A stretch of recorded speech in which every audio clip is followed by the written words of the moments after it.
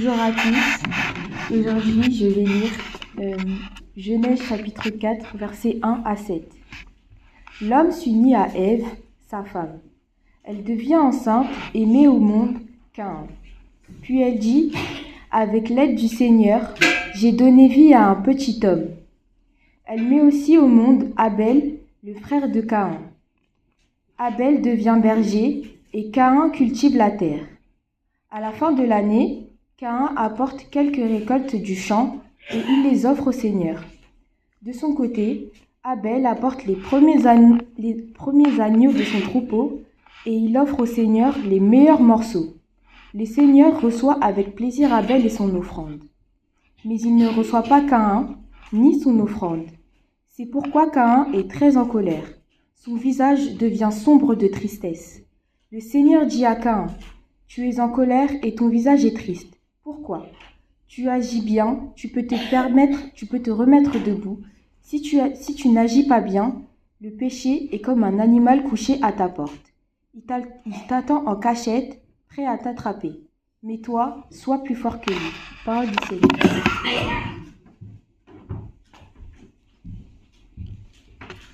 Merci Louane. Et tout à l'heure, on va lire un autre texte dans 2 Corinthiens, chapitre 9, les versets 6 à 12. On le lira un peu plus tard. Nous allons commencer par ce passage du livre de la Genèse que nous a lu Louane sur l'offrande de Caïn et Abel. Et avec ce passage, on va introduire la deuxième partie de notre série de prédications sur Dieu ou Mammon. On va parler de l'offrande. Qu'est-ce qu'une offrande? Selon la parole de Dieu, qu'est-ce qu'une offrande? Et on va aussi essayer de voir ce que l'offrande n'est pas. Et je ne pensais pas que ce sujet serait aussi difficile, parce que, en réalité, l'offrande telle qu'elle est décrite dans la parole de Dieu, nous le faisons très rarement. Et je l'ai déjà dit la dernière fois, je me permets de le dire encore, le but pour moi n'est pas de me poser en donneur de leçons, surtout sur un sujet aussi important que l'argent et ce que vous faites de votre argent. Le but, c'est de nous interpeller. Et donc, je vais être amené à dire des choses qui peut-être pour certains vont paraître dures ou même choquantes. Voilà, comme ça. Mais voilà, je suis à votre disposition. Après, si vous voulez que je m'explique, je vais déjà essayer de m'expliquer pourquoi je vais dire certaines choses. Mais si vous voulez que je m'explique davantage, n'hésitez pas à prendre rendez-vous avec moi pour qu'on en parle. Parce que sur le sujet de l'offrande, il y a beaucoup de problèmes. Beaucoup de problèmes. Et j'espère que je vais arriver à me faire comprendre. C'est ce que je vais dire aujourd'hui. Alors revenons au texte de la Genèse. Dans cette histoire de Caïn et Abel, j'avais déjà fait une prédication là-dessus. Je crois que c'était en septembre 2020. Mais à l'époque, on n'enregistrait pas encore les prédications, donc il n'y a plus de traces. Sauf pour ceux qui ont gardé Pense, Prie et Agis de septembre 2020. Voilà, j'avais déjà prêché sur ce passage. On va s'intéresser à notre thème qui est celui de l'offrande. Pourquoi Dieu accepte l'offrande d'Abel et pourquoi il n'accepte pas l'offrande de Caïn. Le texte nous le dit très clairement. Caïn offre à Dieu les fruits de la terre. Abel offre à Dieu les premiers-nés de son troupeau. Et la différence se situe là. C'est non pas la nature de l'offrande, comme on peut souvent le lire dans certains commentaires. Donc je rassure ceux qui parmi nous sont végétariens ou véganes, Dieu n'est pas carnivore.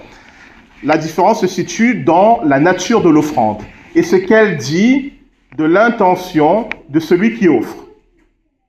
Et c'est pour ça qu'il est dit que Dieu va porter un regard favorable sur Abel et sur son offrande. Cela veut dire que c'est parce que Dieu a aimé ce qu'il y avait chez Abel qu'il a accepté son offrande. Et de la même manière, c'est parce qu'il n'a pas aimé ce qu'il y avait chez Caïn qu'il n'a pas accepté l'offrande de Caïn. On va y revenir. Qu'a fait Abel pour que Dieu trouve qu'il y a quelque chose de bon en lui? Abel a offert les premiers-nés de son troupeau. C'est-à-dire que le gars a un troupeau et dès qu'il y a des agneaux qui arrivent, les premiers agneaux, il les offre à Dieu. Offrir, ça, il les tue. Les tout premiers. Cela veut dire quoi? C'est ce qu'on avait vu la dernière fois sur la fidélité de Dieu, Dieu qui prend soin de nous. Abel montre qu'il a confiance en Dieu. Et il offre à Dieu ce qui a le plus de valeur à ses yeux, les premiers-nés de son troupeau. Ce que Dieu a regardé, ce n'est pas les agneaux. Ce qu'il a regardé, c'est le cœur d'Abel et la confiance qu'Abel avait dans son cœur. Et c'est pour ça que la Bible dit, Dieu jette un regard favorable sur Abel et ensuite sur son offrande. Et qu'a offert Caïn? Caïn, il a offert les fruits de son travail. Le problème, c'est pas que ce soit des légumes. Le problème, c'est que, apparemment, l'intention du cœur de Caïn n'était pas du tout dans la confiance et dans l'amour. Et Dieu n'a pas accepté son offrande. C'est là la différence fondamentale. Et c'est là l'enseignement qu'il nous faut garder en tête pour bien comprendre que l'offrande en elle-même n'a aucune valeur aux yeux de Dieu. Aucune. Pourquoi?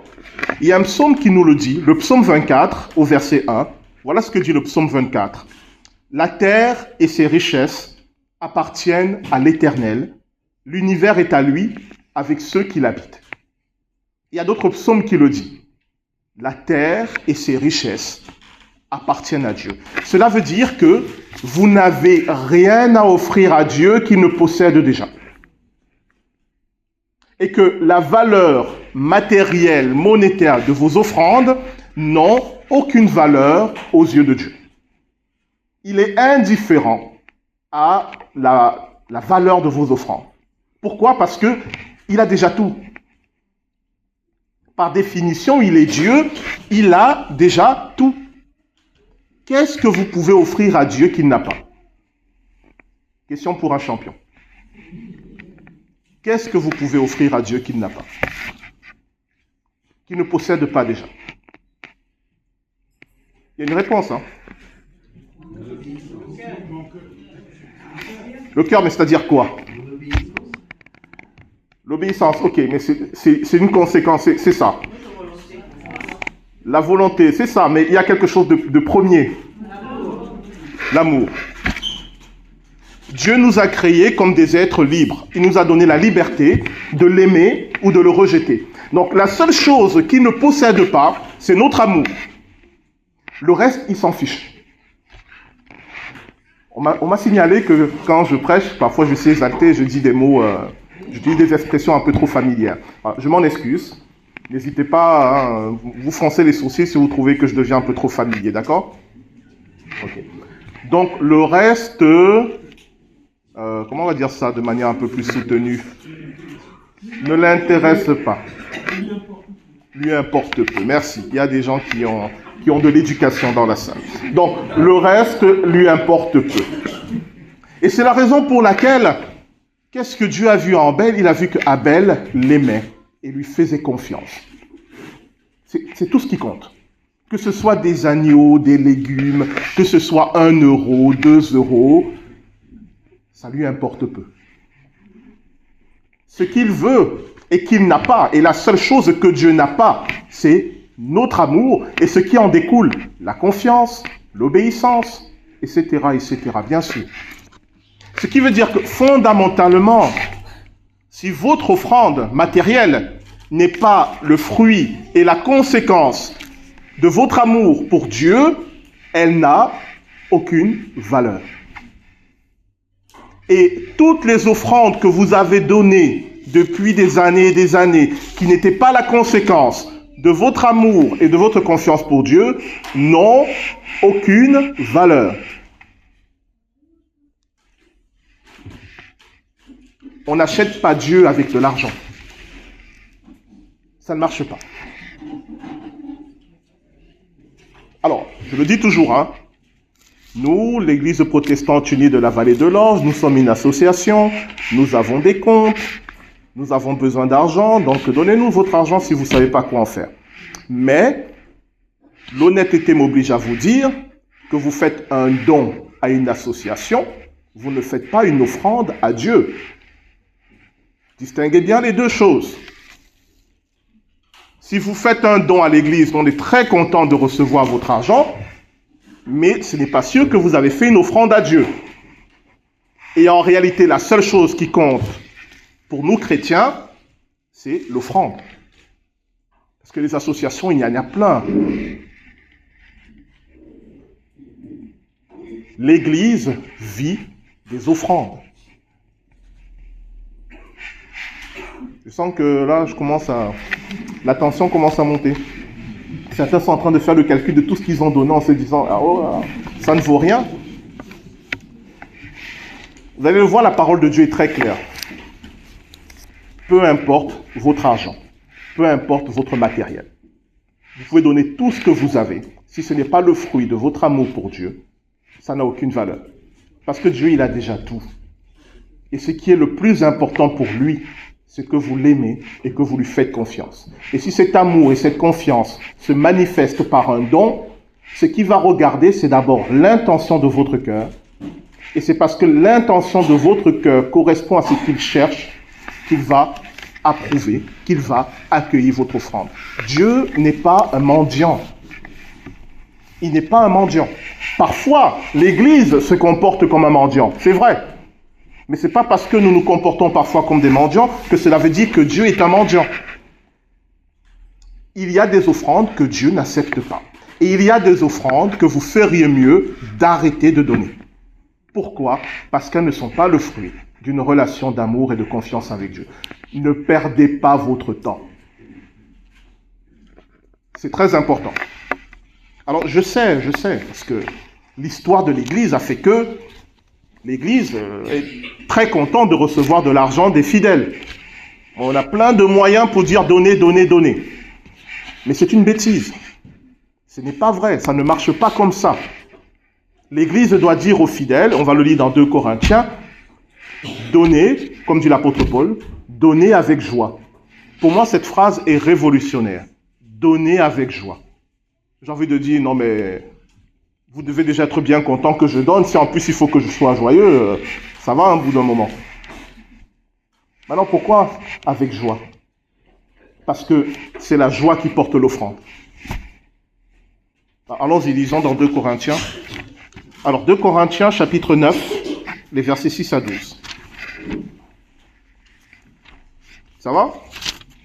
Il n'y a personne qui est choqué jusqu'à présent?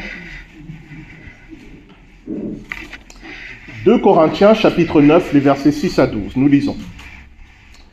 Sachez-le, celui qui sème peu, moissonnera peu, et celui qui sème abondamment, moissonnera abondamment.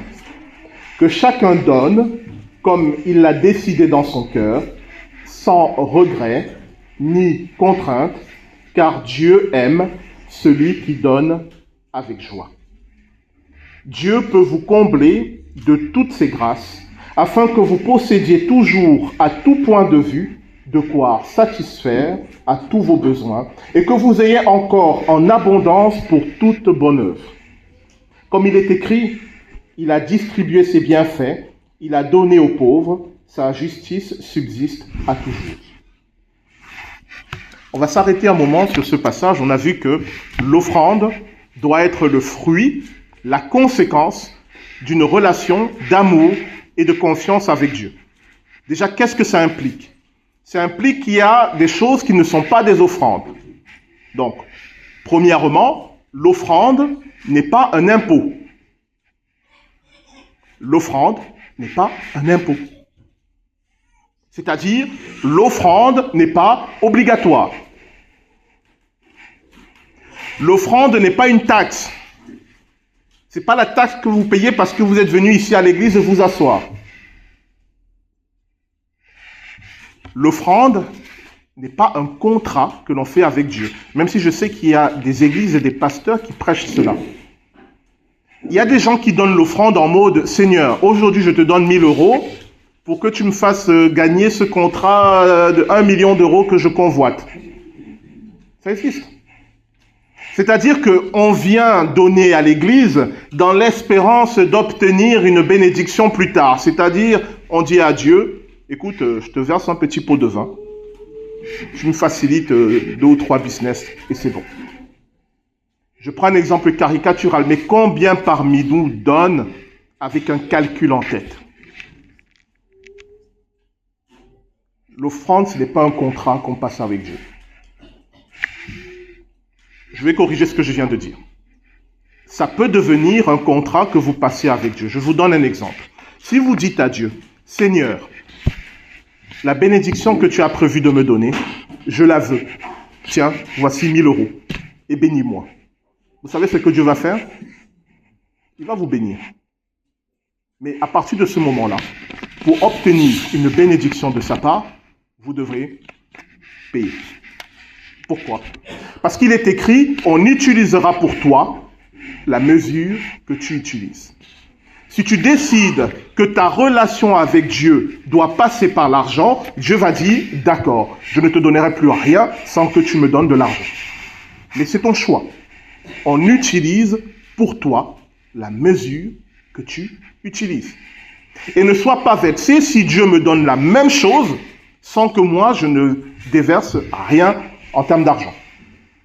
Parce que moi j'ai décidé que ma relation avec Dieu ne passera jamais par l'argent. Jamais. Dans le sens où je n'attends pas parce que j'ai donné 1 euro que Dieu m'en redonne 2. Je refuse. Et si vous y pensez, c'est absurde. Qui parmi nous, en tant que parent un peu normal et un peu équilibré, a une relation avec ses enfants basée sur l'argent? Qui parmi nous, lorsque son enfant vient à table, lui dit, écoute, tu me payes combien pour que je te donne à manger? Ça existe? C'est pas possible, c'est absurde. Alors pourquoi Dieu qu'on appelle notre Père, pourquoi nous voulons avoir une telle relation avec lui? Qu'est-ce que nous espérons d'une telle relation avec lui? Je te paye pour que tu me fasses du bien. Qu'est-ce qu'on est en train de dire de Dieu? Je répète, je te paye pour que tu me fasses du bien. Ça renvoie à quoi? Certaines de nos offrandes sont des insultes. Il faut arrêter. Certaines de nos offrandes sont des vraies insultes à Dieu. Donc l'offrande, ce n'est pas un impôt, ce n'est pas une taxe, ce n'est pas un contrat, ce n'est pas un marchandage. Non. Pourquoi je donne? Je donne parce que j'aime Dieu. Et parce que je veux, à travers mon don, œuvrer avec lui. Point. Je donne parce que j'aime Dieu et je veux, à travers mon don, œuvrer avec lui.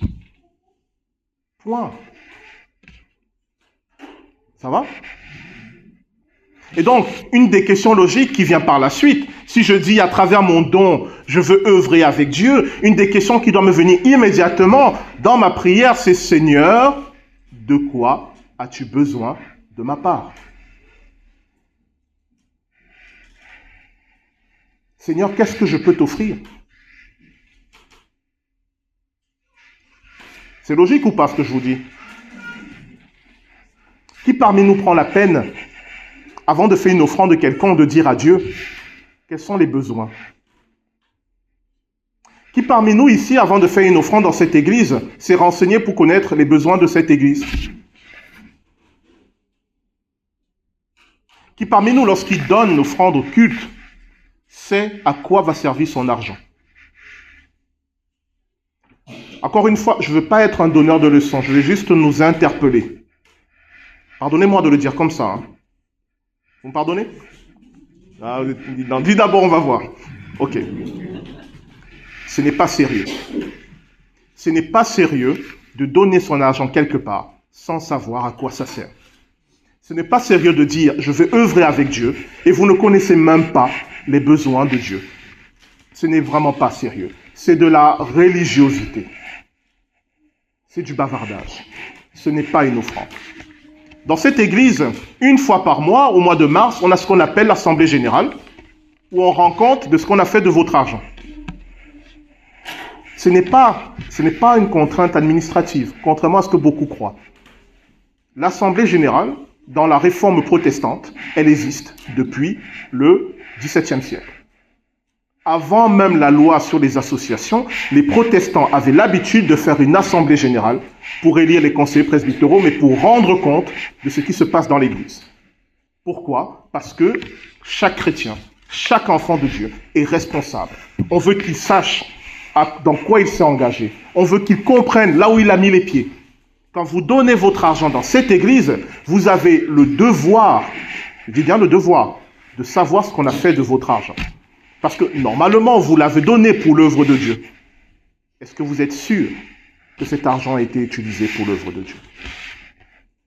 Donc en réalité, beaucoup parmi nous ne font pas d'offrande. Ils jettent de l'argent.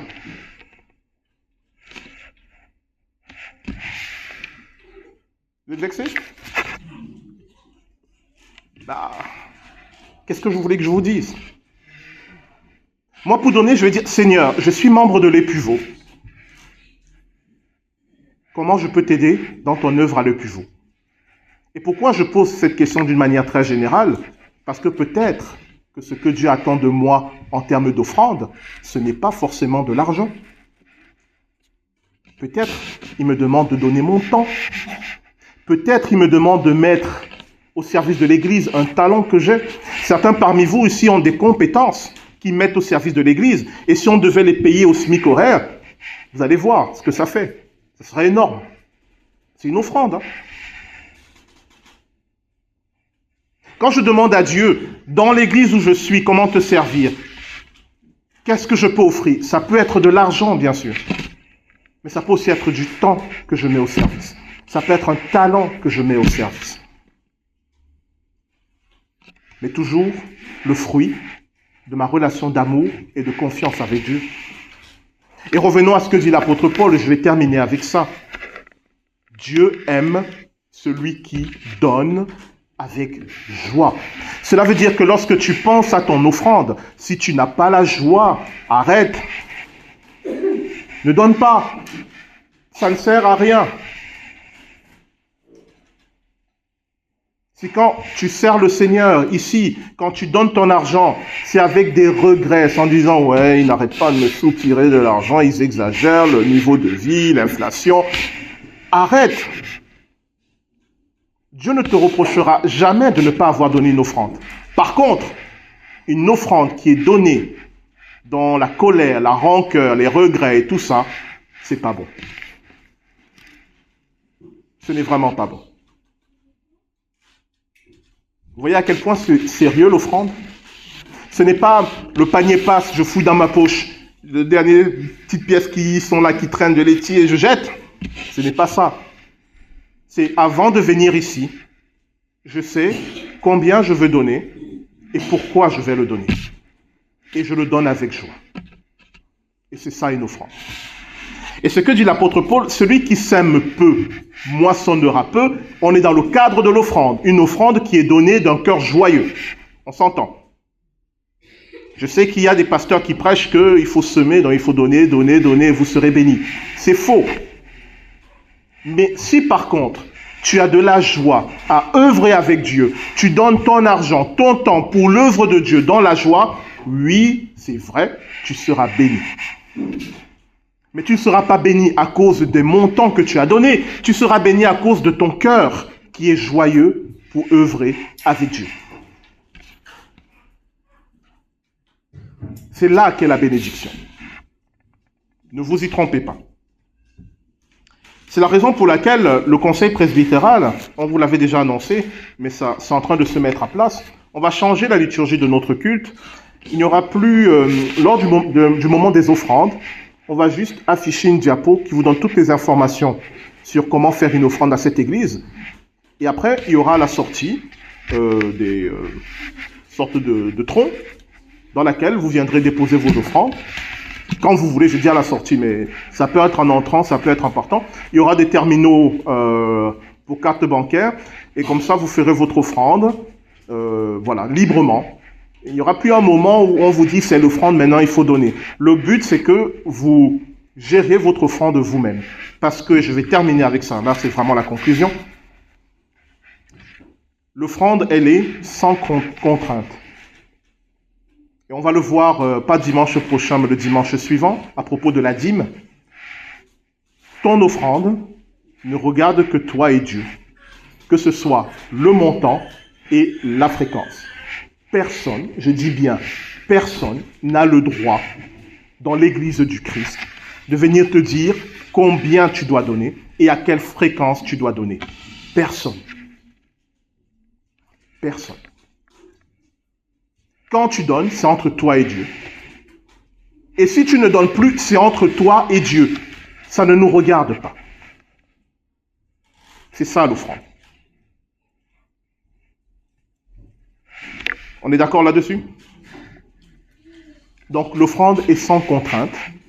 L'offrande est libre. L'offrande est joyeuse.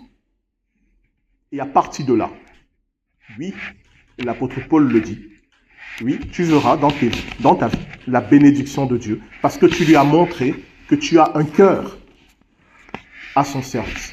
Et c'est ça que Dieu bénit. Et ce n'est certainement pas le montant qui est béni. J'avais encore pas mal de choses, mais je pense que je vais m'arrêter là. Oui, je pense que j'ai dit l'essentiel quand même. Alors on va prier. On va prier pour demander au Seigneur de nous aider à faire des offrandes qui soient selon son cœur. On va prier aussi pour l'Église pour que notre rapport à l'argent soit selon Dieu.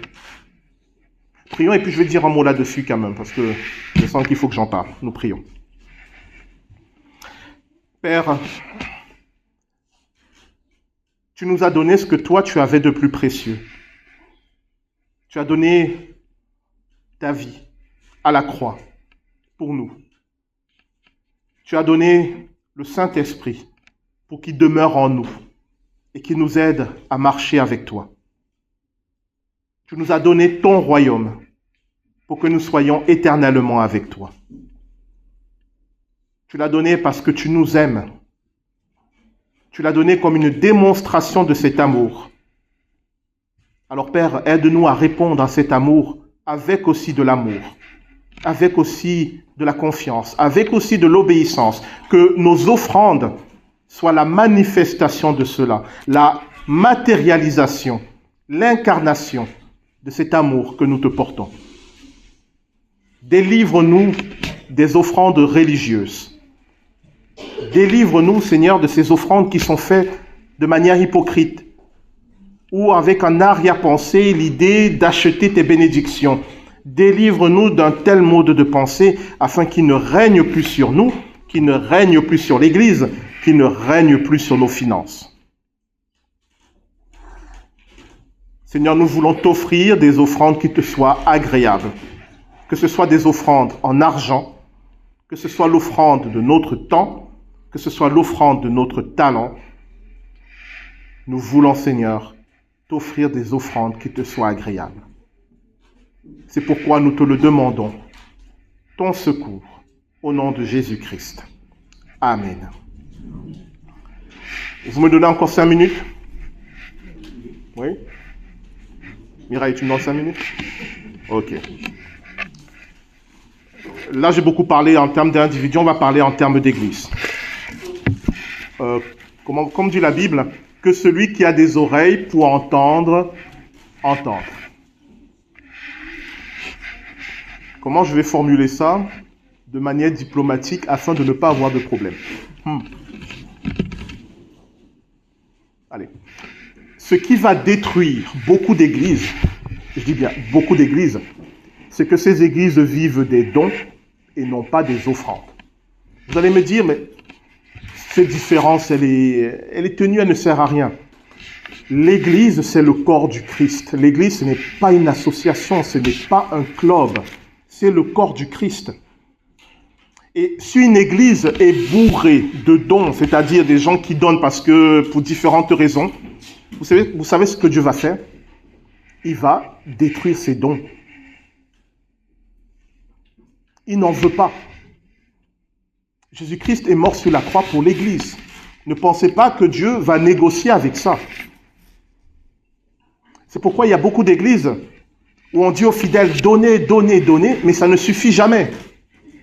C'est comme si c'est sans fin, un puits sans fin qu'il faut combler. Et on ne comprend pas pourquoi. On dit, mais c'est l'église de Dieu, pourquoi Dieu ne nous aide pas? Mais parce que il ne veut pas de dons, il veut des offrandes.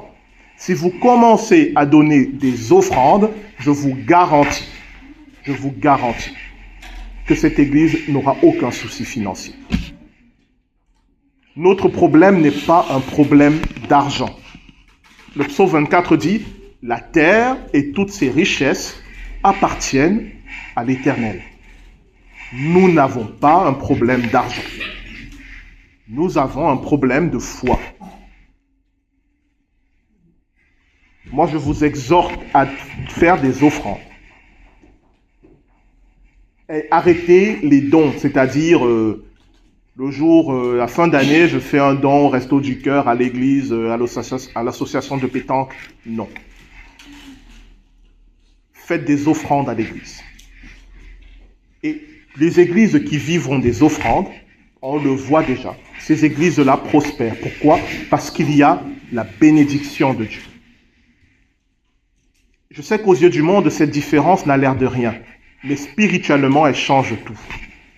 Nous n'avons aucun intérêt à vous demander à chaque fois de faire des dons. Je sais qu'il y a d'autres églises qui le font, mais elles se trompent.